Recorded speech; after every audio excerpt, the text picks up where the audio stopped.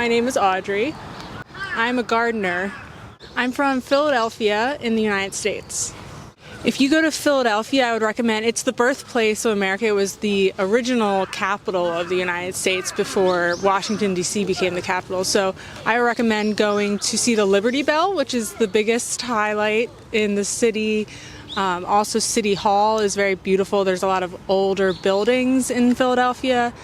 My favorite thing to do is to walk along the Schuylkill River, which runs through the city.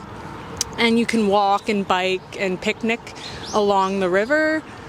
There's also a lot of good food in the downtown area. Reading Terminal Market has lots of vendors. And if you happen to come when the Phillies are playing, it's fun to go to a baseball game. I arrived in Japan on Wednesday night. So I've only been here for about 2 days. So, what brought you to Japan? I've never been here, and I've heard wonderful things about the country, especially the big cities, Tokyo, Osaka. So I had some time off and decided to spend 2 weeks in Japan.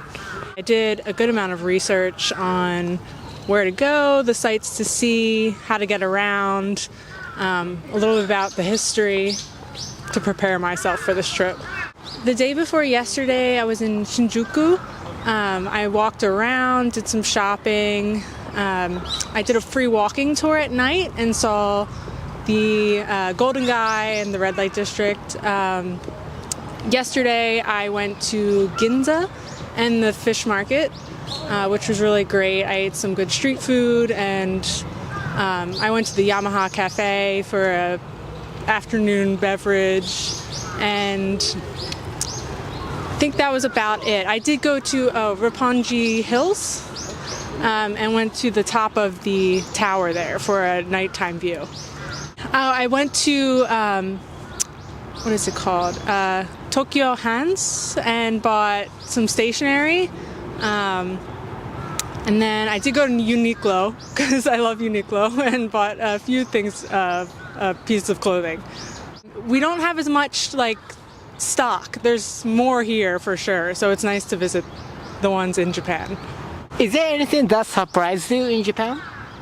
The infrastructure is really surprising. It's so big, and the buildings are very tall, very big, so I think that was my most surprising part, just the scale of the city. Well, the language barrier is definitely probably the biggest culture shock, just because I don't unfortunately speak any Japanese. I learned a few phrases before coming here. So just ordering in restaurants and navigating that has been probably the hardest for me. But other than that, I think it's a very easy city, Tokyo especially, to get around. I'm not sure, I still haven't been elsewhere, but yeah, the language would be the biggest cultural shock. What do you want to try in Japan?